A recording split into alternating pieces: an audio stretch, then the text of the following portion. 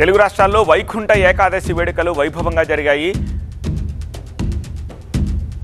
ముచ్చింతల్లోని దివ్య సాకేతంతో పాటు మైహోం పూజ, My Home hub, My Home త్రిదశలో Mukkoti Ekadashi ఉత్సవాలు అంబరాన్నంటాయి. ఉత్తర ద్వార దర్శనానికి భక్తులు పోటెత్తారు. జై శ్రీమన్నారాయణ నామస్మరణతోటి ఆలయాలు మార్మోగాయి. గోవిందుడి సేవలో భక్తులు తరించారు.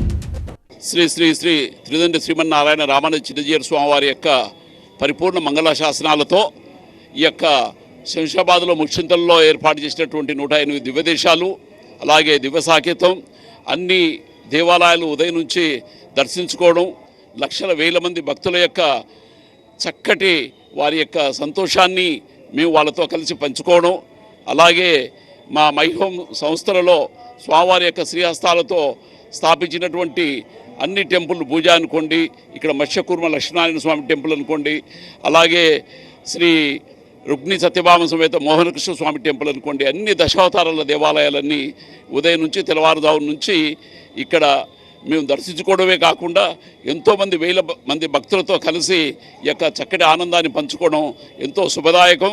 లోకస్తమస్తు సుఖినో భవంతు. అందరూ బాగుండాలి, లోకమంతా సుఖంగా ఉండాలి, యుద్ధాలు ఇవన్నీ పోవాలి. ఆచార్యుల మార్గదర్శకులు కాబట్టి ఆచార్యుల ద్వారా మన అంతా సంతోషంగా ఉండాలని ఆచార్యుల యొక్క మంగళాశాసనాలు పరిపూర్ణంగా ఉన్నాయి కాబట్టి అది విశ్వసిస్తూ తప్పకుండా అందరూ సంతోషంగా ఉంటారని భావిస్తూ అందరికీ ఆచార్యుల యొక్క అనుగ్రహం కలుగుతుందని చెప్పేసి భావిస్తున్నాం.